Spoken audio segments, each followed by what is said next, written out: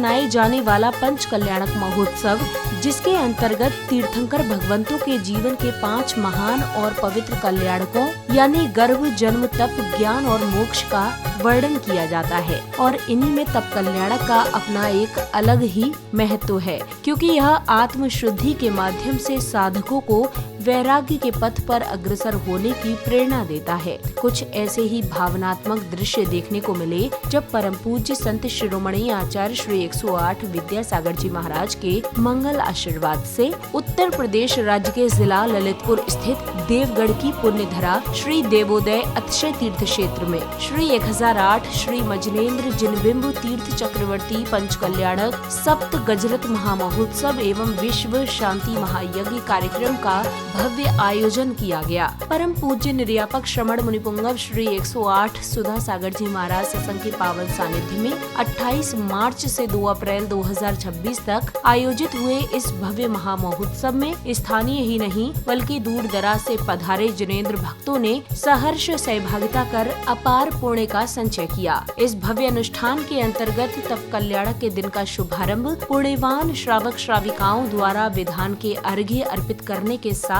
किया गया।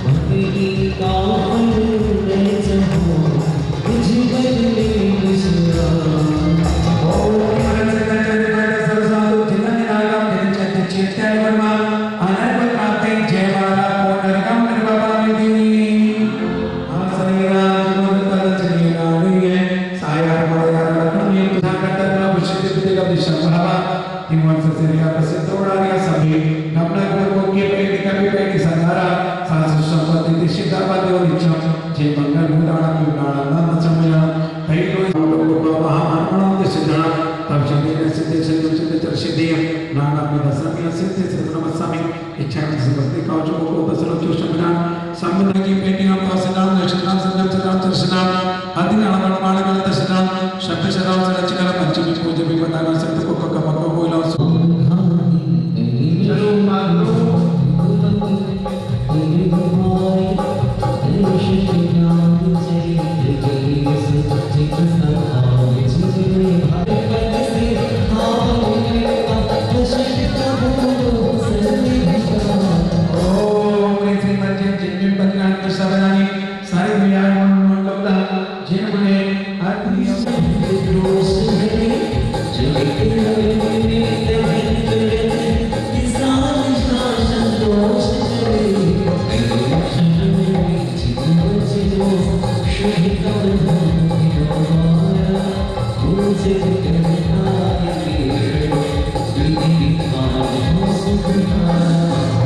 Page number 25 पर है। ओम श्रीमद जन्म भगवान विष्णु सर्वेक से मुनि प्रवास कर देना है रूपम निर्वापामिति जब मोक्ष के विकासी जब चंद्रमणि जी चंद्र साथ राजा वजूद करने आजा ओम बोल कृष्ण का श्याम जनकान मगे श्री चंद्र जयवा हरिकम निर्वापामिति बोल श्री चंद्र भगवान। लोग समझते हैं प्रदीप भैया कुछ देखते ही नहीं है। ओम श्री महाराज जंगल मंडल श्री शीतलनाथ जनतान मार्गम प्रभामिति और श्री शीतलनाथ भगवान की जनता मंडल श्री श्री आसनाथ जनतान मार्गम प्रभामिति चंद्र दशरथ में श्री वासुदेव जगत में मुक्तमार्ग स्वामी पूज्य भगवान। ओम फाल्गुन कृष्ण चतुर्दशम जनकार मंडल श्री बाबू जनतान मार्गम प्रभामिति बोलिए कोटल मालिक ज्येष्ठ द्वादशी जानो जन्म सभानो जन्मो विदाये पूजन करते आए इसी तीरथ थिले जगन्नाथ जी जन्मे पूजन करने आया जितने धर्म बताया। ओम मां चतुर्दश्याम जनकार मंडल श्री धर्मनाथ जनतान मार्गम प्रभामिति सच्ची जन्मे धर्म कल्याण बनाए ओम श्री वेदांतराय जनकामणि श्री मोदनाथ जनतान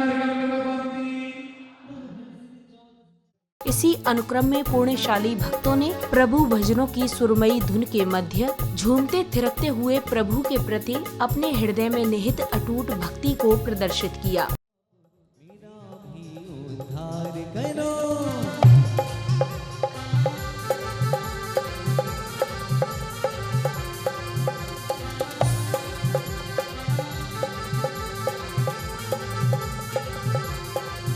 चारों गतियों में कष्टों का मैं पाद कहीं ना पाता हूँ दुख ही दुख चारों और गिरे में जाऊँ जिधर दुख पाता हूँ कि करुणा सागर दीने बंदो भव दुख से पार करो बोलो अपना उद्धार किया अब मेरा भी उद्धार करो को मेरे मिली दुख ना फिर अन्य नारी की दुख देते मारे काटे तन घात करे टुकड़े करके मुख में दे तालन मालन दृढ़ वचनों के इन बहु दुखों से पार करो तुमने अपना उद्धार किया अब मेरा भी उद्धार कर कोई बाधे चीरे मारे कोई ममन को होगी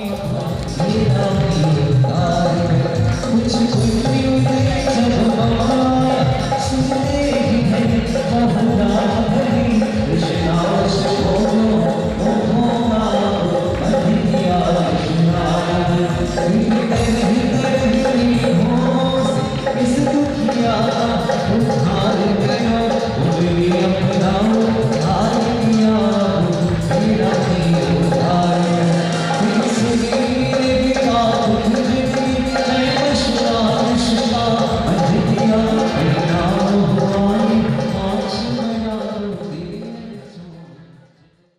प्रभु भक्ति से सुवासित वातावरण में सौभाग्यशाली भक्तगणों ने भक्तिभाव से मंडल जी पर श्रीफल अर्पित कर पुण्यार्जन किया।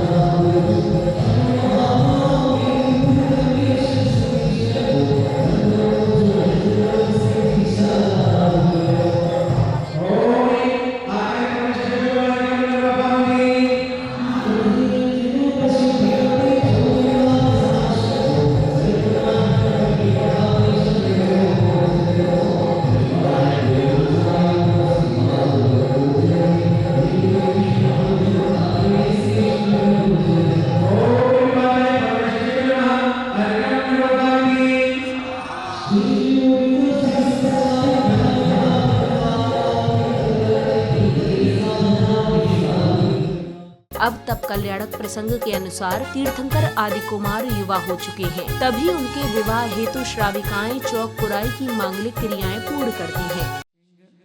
कन्या, अच्छा, तुला, वृश्चिक, धनु। ओहो, अति उत्तम।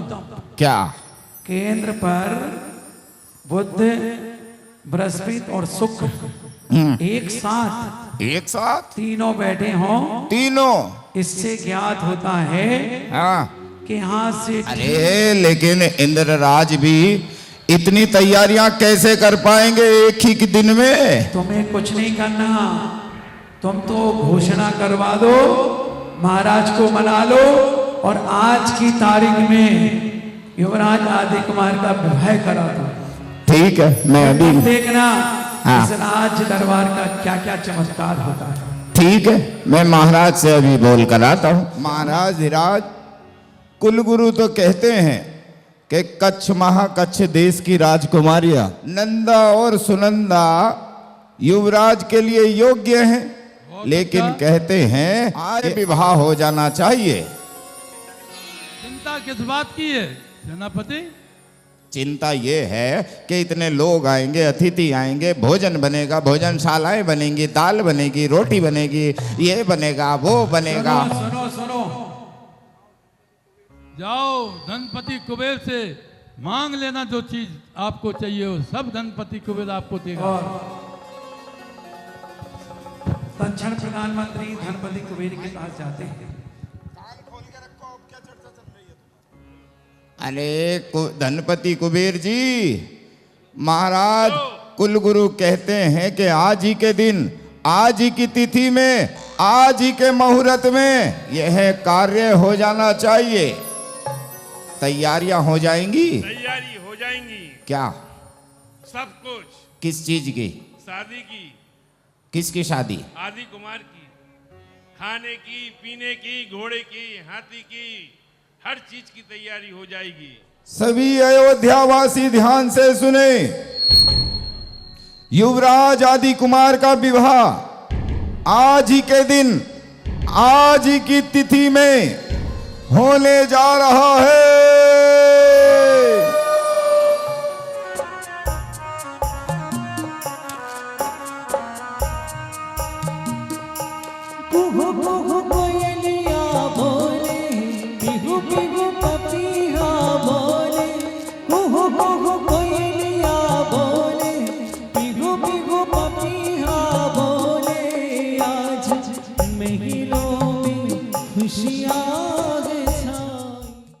चौक पुराई के पश्चात श्रावक श्राविकाओं ने तीर्थंकर आदि कुमार को हल्दी लगाकर बड़े ही धूमधाम से उनकी बारात निकालकर उनका विवाह संस्कार संपन्न हुआ।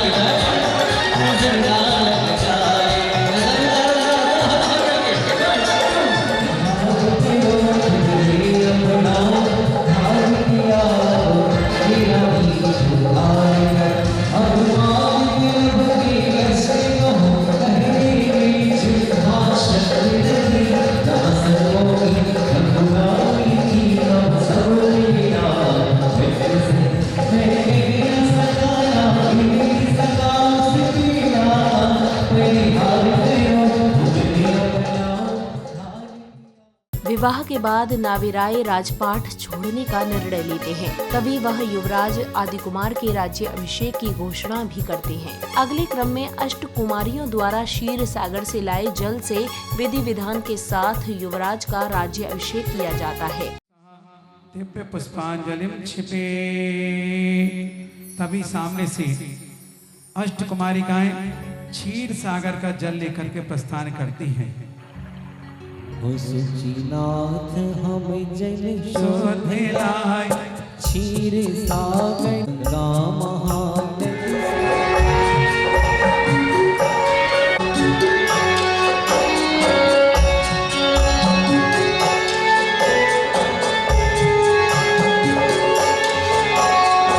से भला सुचीनाथ हम जल शोधे लाए क्षीर सागर से। राज्य अभिषेक के पश्चात स्वर्ग से आए वस्त्र आदि से सुसज्जित करने के बाद युवराज का राज तिलक किया जाता है और फिर जब युवराज आदिकुमार को महाराजा नाविराय मुकुट पहनाते हैं तो पूरे दरबार में महाराज आदिकुमार की जय जयकार होने लगती है।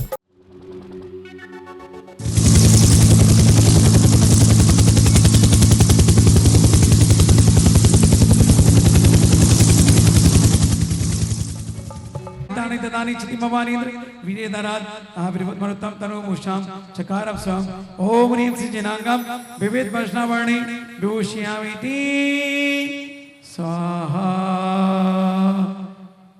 सभी लोग दोनों हाथ जोड़ेंगे, स्तुति करेंगे।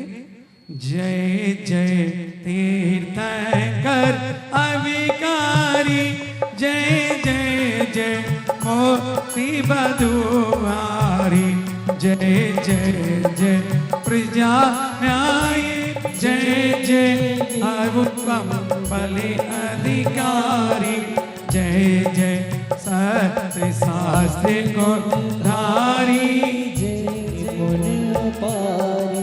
जय जय पैद्र में मनुभारी, जय जय जय तीर्थंकर अविकारी, जय जय जय मोती बधुआरी, जय जय जय प्रजा न्याय विभुत्वम बलि अधिकारी, जय जय सत्य शास्त्र को धारी। राज तिलक में पधारे विभिन्न देशों के राजा महाराजा की अधीनता स्वीकार करते हुए उन्हें विभिन्न प्रकार के उपहार भेंट करते हैं, जिसके बाद दरबार में नृत्य की अद्भुत प्रस्तुति दी जाती है।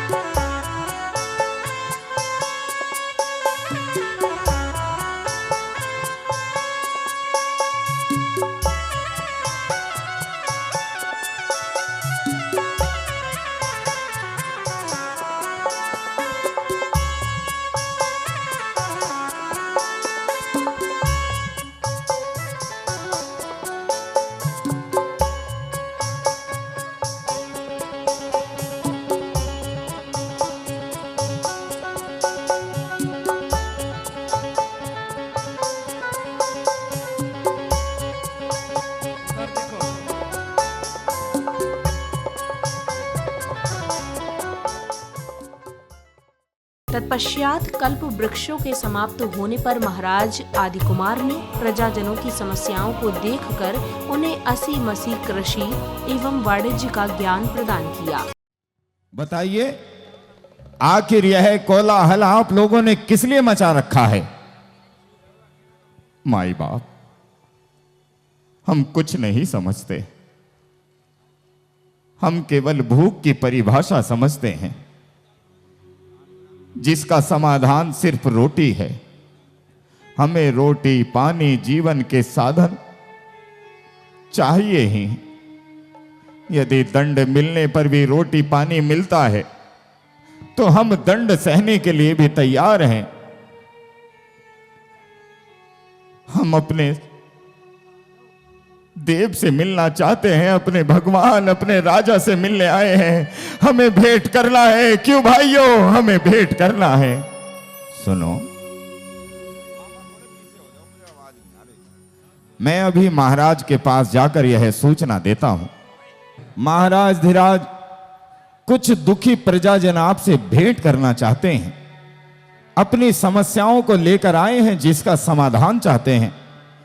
वह कहते हैं यदि आप आज्ञा दें तो वह शीघ्र आपसे भेंट कर अपनी समस्याओं का निवारण चाहते हैं, और कहते हैं कि यदि दंड भी मिले तो दंड सहने के लिए तैयार हैं।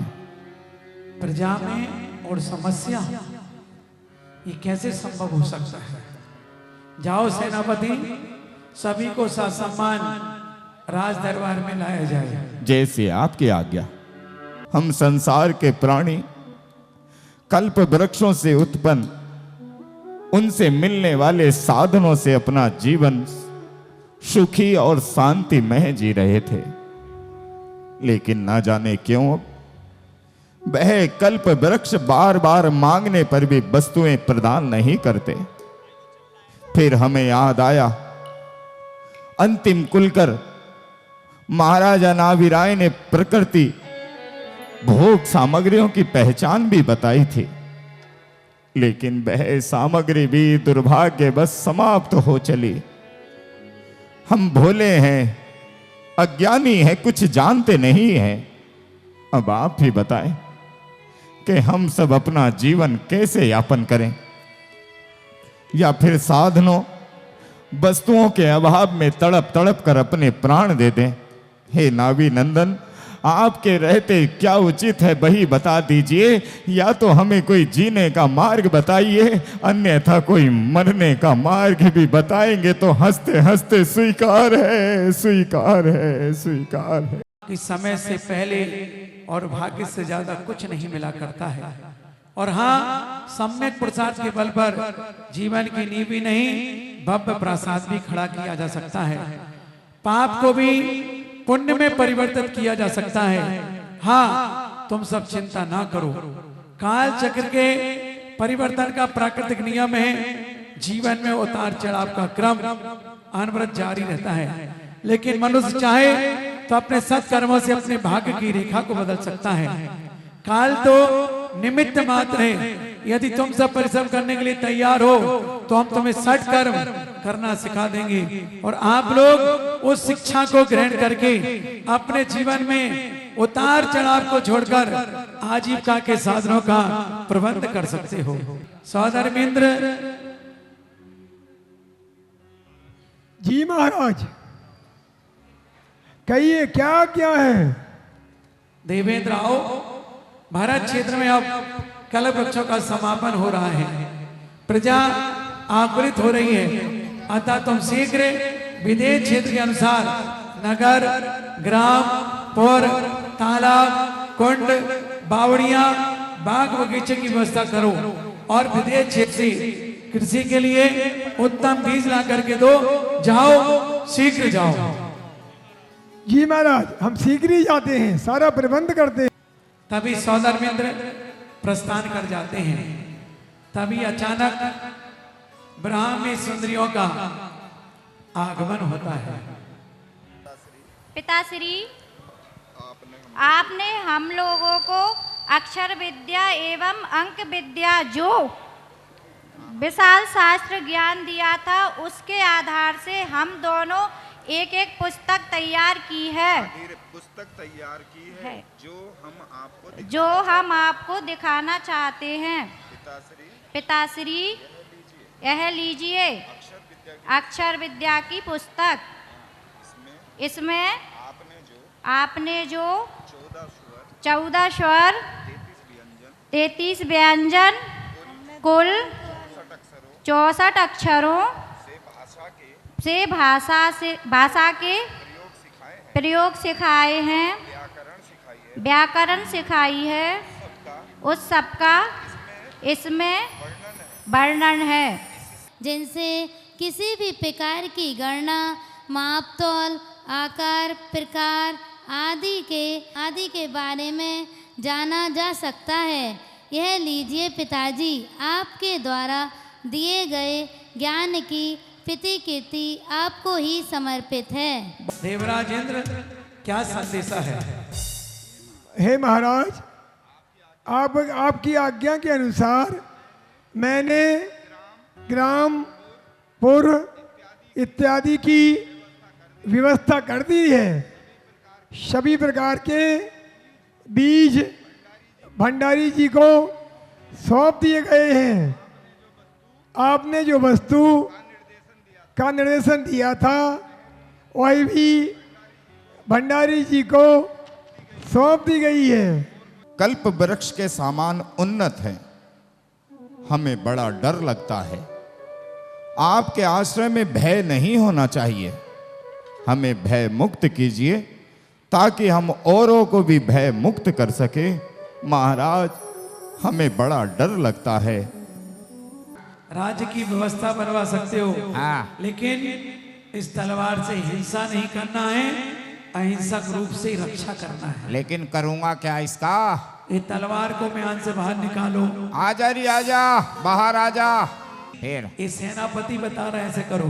कैसे? ऐसे पेट भी आगे निकालना है क्या?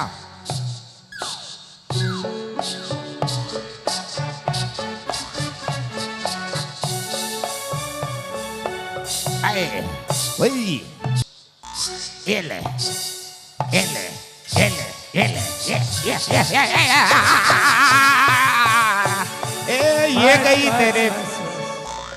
ऐसे ही रक्षा सुरक्षा करनी है। बही भी बोलते हैं, खाता भी बोलते हैं। हाँ, बही? हाँ। कौन सी बही? अगर कोई वस्तु लेता है, हाँ, तो उसको दाईं ओर लिखो। ठीक और है। कोई जमा करके जाता है तो उसको बाईं ओर लिखो। हाँ, ऐसा ना लिख दूं कि जिसे देना हो उसका लिखूं ना, और जिससे लेना हो उसका 2 बार लिख दूं। नहीं, जितनी बार दो उतनी बार लिखो, जितनी बार जमा करो उतनी बार जमा करो। 1 के 100 नहीं, 100 के 1000 नहीं, 1000 के 10 नहीं। महाराज, इतनी ईमानदारी से चलूंगा तो अमीर कैसे बनूंगा? अरे ईमानदारी से ही अमीर बनोगी, बेईमानी से आज तक कोई अमीर नहीं बना है। तो महाराज धीराज, अब समझ में आ गया। जिसे जो वस्तु देनी है दाईं ओर लिखूंगा, जिससे जो लेना है बाईं ओर लिखूंगा। इससे आदान प्रदान बढ़ेगा, वस्तुएं एक दूसरे के पास पहुंचना चलेंगी। और महाराज धीराज, आपकी इस विद्या से बड़े बड़े व्यापार बनेंगे। यह राष्ट्र उन्नत होगा, यह राष्ट्र तरक्की करेगा। आपकी जय हो, जय हो। इसे कहते हैं मसीह। थे अब वह मिलते नहीं है, हमारी रोटी का समाधान कर दीजिए। मेरे इस बालक को देखिए, इसके पेट और कमर का अंतर गायब हो गया।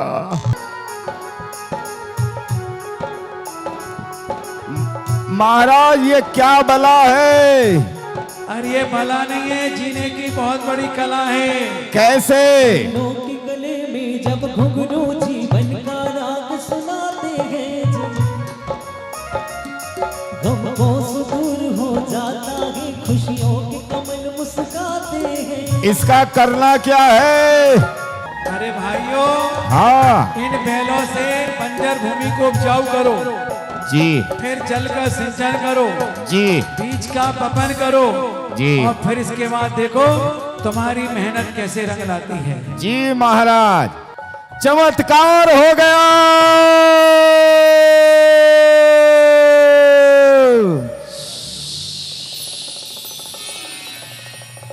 चमत्कार, चमत्कार, चमत्कार। इसे कहते हैं विद्या कर्म। पढ़ो। आ अरिहंत का, आ अरिहंत का, आ आचार्य का, आ आचार्य का, ई इंद्रिय का, ई बड़ी मौसी का। अरे मौसी कहाँ से आ गई? घर से। बोलो। इंद्रिय का, इंद्रिय का, ई ईश्वर का, ई ईश्वर का, ऊ उपाध्याय का, ऊ बड़े ताऊजी का। अरे बड़े ताऊ जी कहाँ गए बेटा? अरे गरीब हैं, उन्हें ऊ दे दो। चलो समझ गए? हाँ। अब आगे पढ़ो। एक, एक, दो, दो, तीन, तीन, चार, बस। हाँ। इससे तुम पढ़ो, हाँ, सबको पढ़ाओ, हाँ, और अपनी आजीविका का साधन बनाओ। महाराज आपने ये बड़ी अच्छी विद्या दी है, इससे मैं पढ़ूंगा, लोग पढ़ेंगे, बालक पढ़ेंगे। अरे आज समझ गया, अरे पढ़ेगा भारत तभी तो आगे बढ़ेगा भारत। आपकी जय हो, जय हो। फावड़े से मिट्टी को उठाना है, उठा लिया, तसले में मिट्टी को रखना है, रख लिया, बाहर उठा के फेंकना है। ये लो, फेंक दी। और इसके बाद गारा तैयार करके एक एक शिला को जोड़ जोड़ के नींव भरना है। ऐसे तो शिला जुड़ती रहेंगी तो बहुत बड़ी शिला बन जाएगी। अरे तुम इससे बड़े बड़े मंदिर, हाँ, धर्मशाला, आहा, गौशाला, ओ, भोजनशाला, वाह, और लोगों के रहने का मकान, हाँ, कोठी, ओ, बंगला, वाह, और तुम अपना मकान भी बना सकते हो। महाराज धीराज ईंट से ईंट जोड़कर घर बनाने की कला सिखाई है आपने।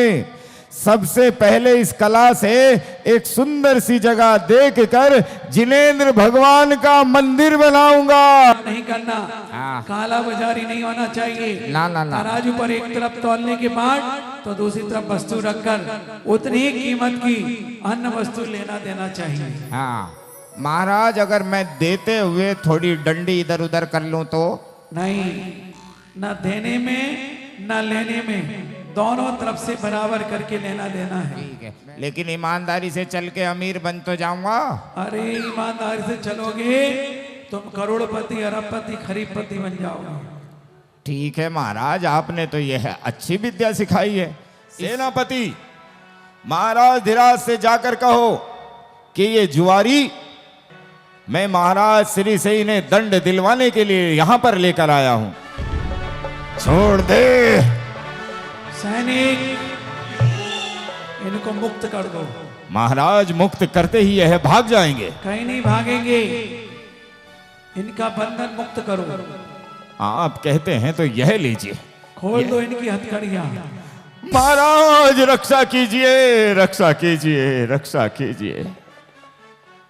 इनके मुख के कपड़े भी खोल दिए जाएं। महाराज धीराज, इनकी शक्लें बड़ी डरावनी हैं। कोई बात नहीं, ये अत्याचारी हैं, जुआरी हैं। होने दो। ये लो, ये देखिए, ये रात में छेड़खानी करते हैं, ये चोरियां कर रहे हैं, ये जुआ खेल रहे हैं, ये नशे के आदी हो रहे हैं। महाराज हमें क्षमा कर दीजिए, क्षमा कर दीजिए। सुनो, तुम्हें क्षमा तो किया जाएगा, लेकिन क्षमा करने के पहले तुम्हें बोलना होगा कि हे प्रभु, हमने अपराध किया है, हमने अपराध किया है, अब हम नहीं करेंगे, अब हम नहीं करेंगे, अब हम नहीं करेंगे, नहीं करेंगे। हमें धिक्कार है, हमें धिक्कार है, हमें धिक्कार है, हमें धिक्कार है। असी मसी कृषि आदि ज्ञान प्रदान करने के बाद महाराजा मंडलेश्वर एवं महामंडलेश्वर को दंड नायक राजाओं के रूप में नियुक्त कर उनका राज तिलक करते हैं। राजा हरिकांत आपको हरिवंश का अधिपति नियुक्त करते हैं जी, और आपको ये शस्त्र प्रदान करते हैं। जी महाराज। माथे पे तिलक लगाओ, अगले राजा सोमप्रभ आपको कुरु वंश का अधिपति नियुक्त करते हैं। जी महाराज। आज से तो कुरु वंश राज्य को संभालोगे। आज से तुम कच्छ देश के दंड नायक कहलाओगे। आपको महाकच्छ देश के दंड नायक की नियुक्ति की जाती है। आज से तुम महाकच्छ के दंड नायक कहलाओगे। जी महाराज। और आपको तुलुप देश का अधिकारी नियुक्त करते हैं। आप उग्र वंश के अधिकारी नियुक्त किया जाता है। अब कार्यक्रम की अगली कड़ी में ब्राह्मणी और सुंदरी के वैराग्य दृष्टांत को बड़े ही सहजता से सभी के समक्ष प्रस्तुत किया जाता है। पिताश्री प्रणाम। पिताश्री दोनों माताएं ब्राह्मणी और सुंदरी की विवाह की उम्र को लेकर चिंतित हैं, किंतु आपको भारतवर्ष की व्यवस्था सेवा में समय ही कहाँ मिल रहा है कि आप हमारी बहनों के विवाह की चिंता करें। पिताश्री, आपकी सभा में हजारों राजगण उपस्थित रहते हैं। आप योग्य वर का चयन कर हमारी बहनों का कन्यादान करें और माताओं की चिंता दूर कीजिए। विनम्र निवेदन के साथ प्रणाम पिताश्री। मतलब तुम्हारी माताओं को ब्राह्मणी सुंदरी की विवाह की चिंता है और तुम्हारी माताओं ने कहा है कि पिता को तो अपने राजकाज से फुर्सत नहीं है, इसलिए बेटियों की चिंता नहीं है। पुत्रों, तुम क्या समझते हो कि मुझे चिंता नहीं है? मुझे दोनों बहनों के विवाह की चिंता थी, है और रहेगी, लेकिन मैं उनके विवाह के लिए बोलूं इसके पहले दोनों बहनें विवाह करने के लिए तैयार नहीं हैं। क्या तुम दोनों भाइयों को अपनी बहनों पर विश्वास है? जाओ और अपनी बहनों को मना करके तैयार कर लो, तत्क्षण में उनका विवाह निश्चित कर दूंगा। हम जाते हैं और बहनों को हम बहनों को मना कर लाते हैं। आप दोनों का विवाह शीघ्र होने वाला है, हम सब खुशियां मनाएंगे। खुशियां ही नहीं, महा खुशियां मनाइए भ्राताश्री। क्योंकि शांत क्यों हो गई? बोलो, आगे बोलो, बोलो, आगे बोलो। मनाइए भ्राताओं, क्योंकि हम दोनों ने आजीवन के लिए ब्रह्मचार्य व्रत का संकल्प किया है। हम दोनों विवाह नहीं करेंगे। क्या विवाह नहीं करोगी? लेकिन क्यों? क्योंकि हम अपने पिताश्री को किसी के सामने झुकने नहीं देंगे। हम अपने कारण पिताश्री को किसी के सामने हाथ नहीं जोड़ने देंगे। देखो बहनों, आप लोगों की उम्र कच्ची है, छोटी है और फिर जीवन भर का प्रश्न है, अतः आप इस प्रकार का कठोर निर्णय आप लोगों के लिए उचित नहीं है। भ्राताश्री, आप क्षत्रिय होकर हम दोनों का उत्साह कम कर रहे हैं। क्या आपको अपने रक्त पर विश्वास नहीं है? जो रक्त आप में है वही रक्त हमारे शरीर में बह रहा है। हम संकल्प नहीं तोड़ सकते, इसलिए विवाह नहीं करेंगे। बहनों, ऐसी बात नहीं है। बात यह है कि वैवाहिक जीवन का सुख भी अनुभव करने योग्य है। आप इस सुख से वंचित क्यों रहना चाहती हो? आदरणीय भ्राताश्री, ऐसा सुख हमें नहीं चाहिए जो हमारे माता पिता को विकल्प कराए, चिंता में डाले, पिताश्री को कमजोर बनाए। पिताश्री का मस्तक किसी के सामने नहीं झुका और हमारे कारण उन्हें किसी के सामने झुकना पड़े, ऐसा सुख हमें नहीं चाहिए भ्राताश्री। ऐसा सुख हमें नहीं चाहिए भ्राताश्री। भक्ति से ओतप्रोत वातावरण में पुण्यशाली श्राविकाओं ने पूज्य गुरुवर को शास्त्र भेंट कर अपार पुण्य का संचय किया। अब महाराजा आदिकुमार भली भांति राजपाट संभाल रहे हैं। इस दौरान दरबार में एक दिन स्वर्ग से आई नीलंजना की नृत्य करते हुए मृत्यु हो जाती है और महाराजा आदिकुमार व्यथित होकर वैराग्य धारण करने का निर्णय लेते हैं। तभी स्वर्ग से आए लोकांतिक देव उनके इस निर्णय की अनुमोदना करते हैं।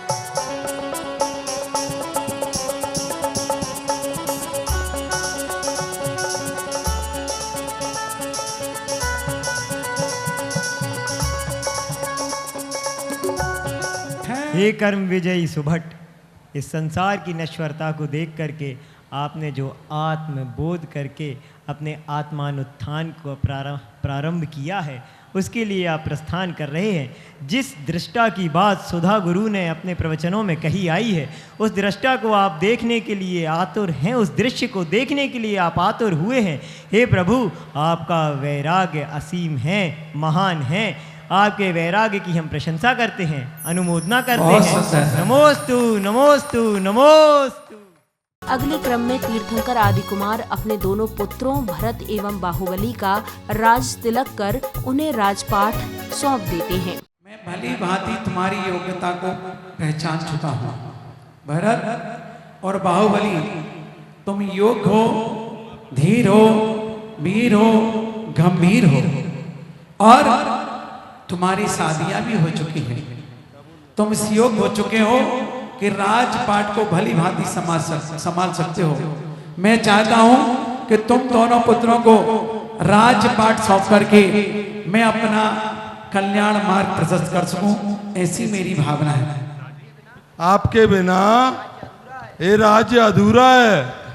हम देखो, मैं मानता हूं कि तुम्हें तुम्हारे पिता से राग है और होना भी चाहिए, क्योंकि पिता का पुत्र के प्रति और पुत्र का पिता के प्रति राग हो सकता है और होता भी है।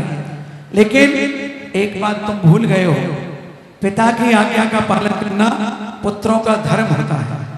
इसलिए मैं ये चाहता हूं, भरत, आज से तुम अयोध्या के राजा बनोगे और अयोध्या के राजपाट को संभालोगे, और पिता की आज्ञा का पालन करना पुत्र का धर्म होता है। हाँ पिताजी, आपने जैसी आज्ञा है हम उसका पालन करेंगे। भरत जी का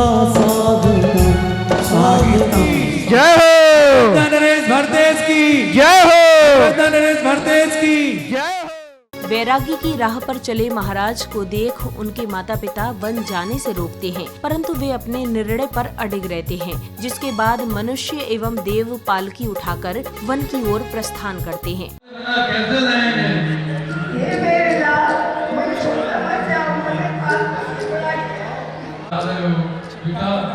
मुझे छोड़कर मत जाओ, मत जाओ, मत जाओ।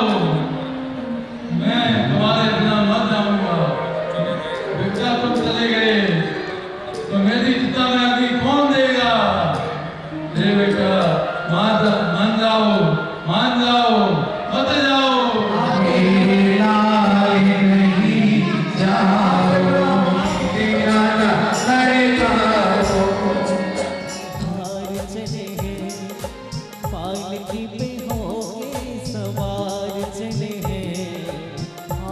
करके पाल की टेढ़ी नहीं करो।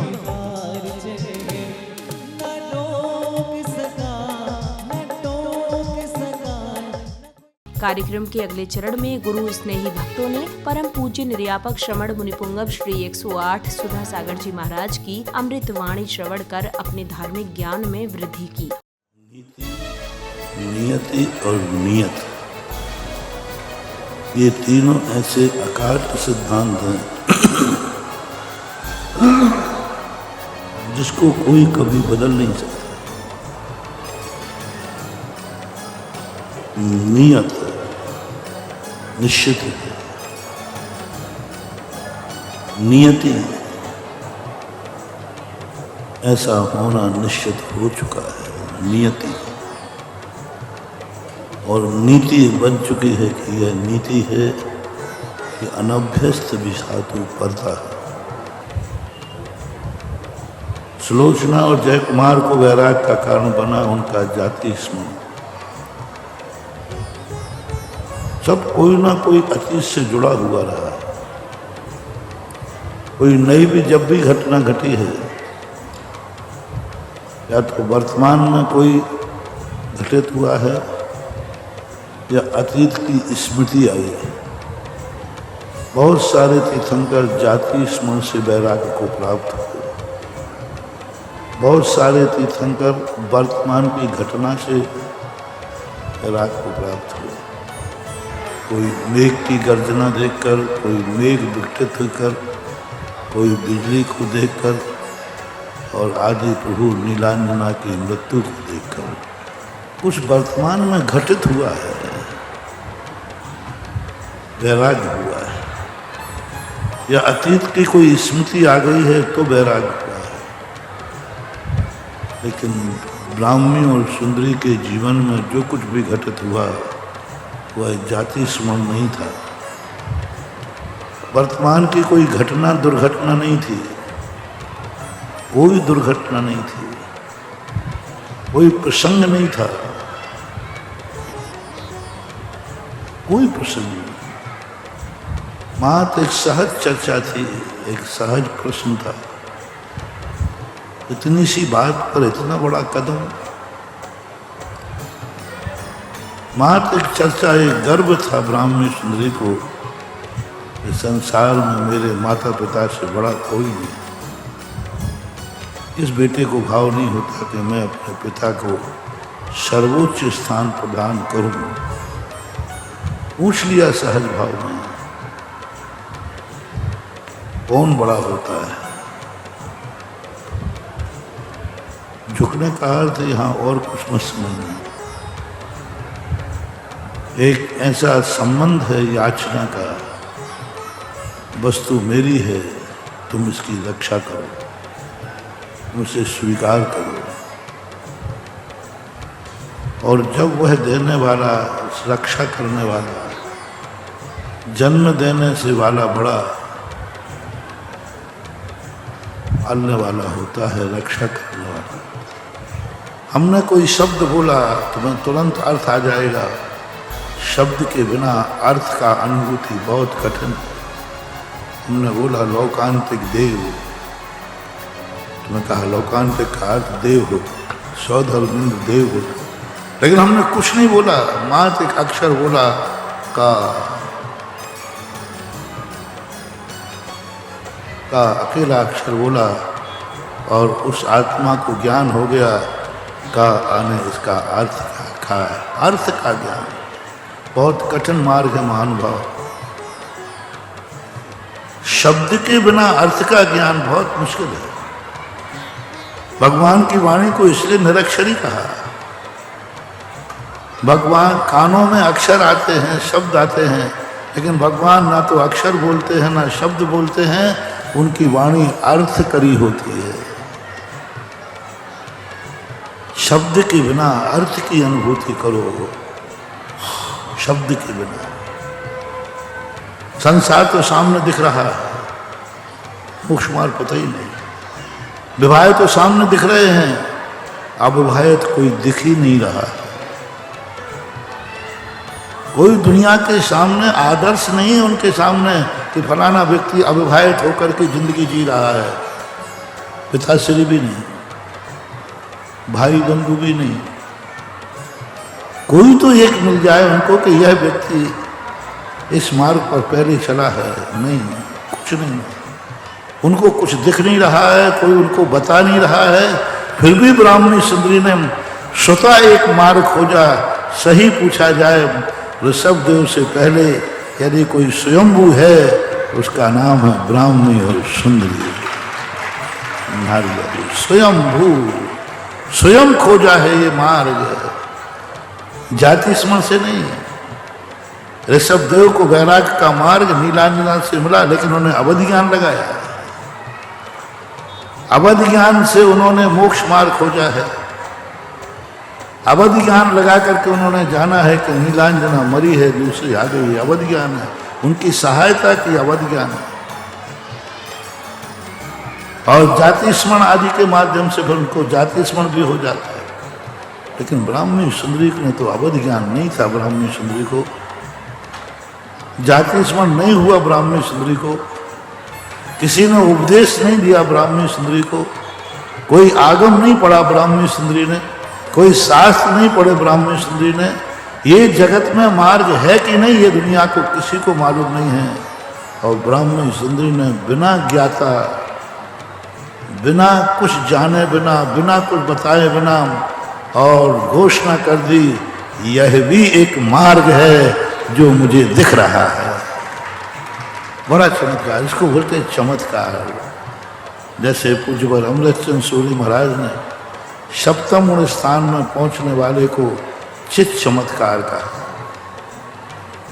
जो अभी मैंने कहा, बिना आगम के, बिना गुरु के, बिना शास्त्र के, बिना शब्द के, बिना आँखों के, बिना कानों के, बिना कोई इंद्री काम नहीं कर रही है, कोई मन काम नहीं कर रहा है। वन पहुंचने पर पूज्य गुरुवर महाराजा आदि कुमार को विधि पूर्वक दीक्षा संस्कार प्रदान करते हैं, जिसके बाद पूज्य गुरुवर अन्य नवीन प्रतिमाओं में भी संस्कार रोपित करते हैं।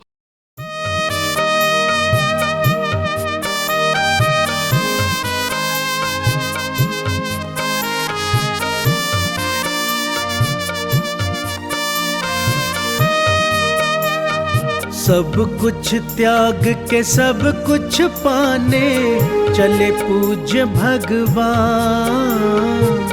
सब कुछ त्याग के सब कुछ पाने चले पूज्य भगवान। दीक्षा कल्याणक है प्रभु का, दीक्षा कल्याणक है प्रभु का, क्षण ये बड़ा महान। सब कुछ त्याग के सब कुछ पाने चले पूज्य भगवान।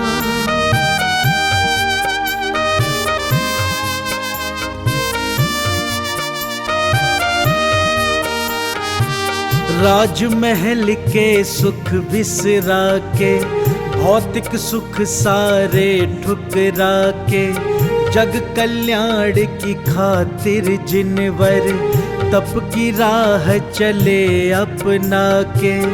ऐसे त्यागी तीर्थंकर का, ऐसे त्यागी तीर्थंकर का, देव करे गुणगान। सब कुछ त्याग के सब कुछ पाने चले पूज्य भगवान। सब कुछ त्याग के सब कुछ पाने चले पूज्य भगवान।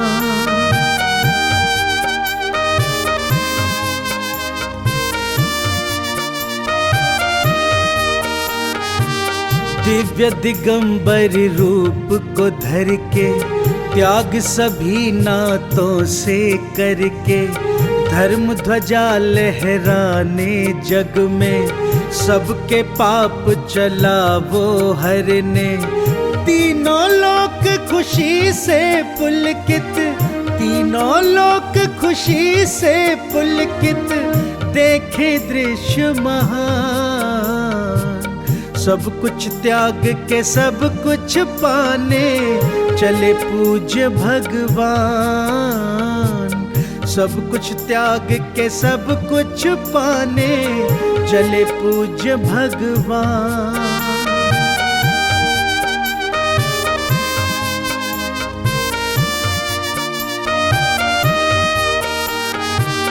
जीवन मरण से मुक्ति पाने, सत्य की राह चले अपनाने। चले हैं भगवन तप की राह पे, मोक्ष को अपना लक्ष्य बनाने।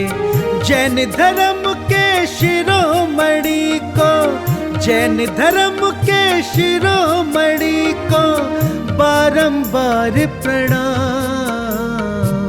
सब कुछ त्याग के सब कुछ पाने चले पूज्य भगवान।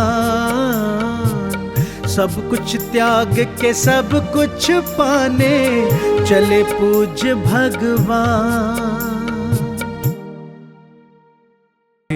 ओम छम नमः भाम भाव मध्य संधौ, ओम जम नमः भामस्तांगुलिषु, ओम झम नमः भामस्तांगुलिषु, ओम नम नमः भामस्तांग्रे, ओम टम नमः दक्षिणपाद मूले, ओम टम नमः दक्षिणपाद मूले, ओम टम नमः दक्षिणपाद गुल्फे, ओम टम नमः दक्षिणपाद गुल्फे, ओम नम नमः दक्षिणपादाग्रे, ओम थम नमः वामपाद मूले, ओम थम नमः वामपाद मूले, ओम दम नमः वामपाद गुल्फे, ओम दम नमः वामपाद गुल्फे, ओम नम नमः वामपादाग्रे, ओम पम नमः दक्षिण पार्श्वगुच्छौ, ओम पम नमः दक्षिण पार्श्वगुच्छौ, ओम पम नमः वाम पार्श्वगुच्छौ, ओम पम नमः वाम पार्श्वगुच्छौ, ओम मम नमः उदरे, ओम यम नमः हृदयादि।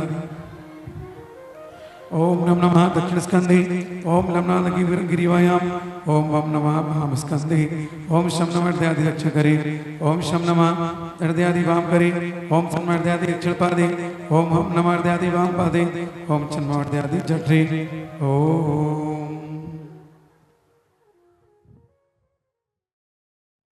आध्यात्मिकता से परिपूर्ण वातावरण में जिनेंद्र भक्तों ने झूमते थिरकते हुए प्रभु की मंगल आरती कर भक्ति का भरपूर आनंद लिया। प्रभु देवो देवाली तुम सबके रखवाले, प्रभु देवो देवाली तुम सबके रखवाले। शांतिनाथ जी शांतिनाथ जी शांतिनाथ जी महाराजा जय होवे प्रभु देवो देवाले तुम सबके रखवाले, प्रभु देवो देवाले तुम सबके रखवाले। तो हक भर के 1 2 3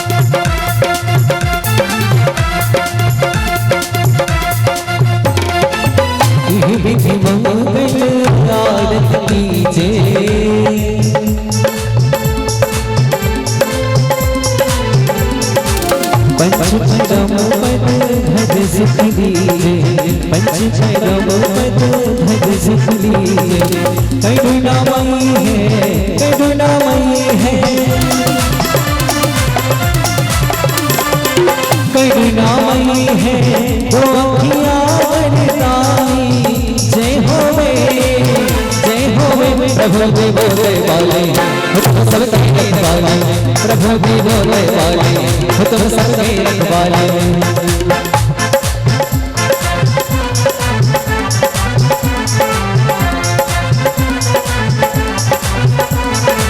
जरा झूठ में राजा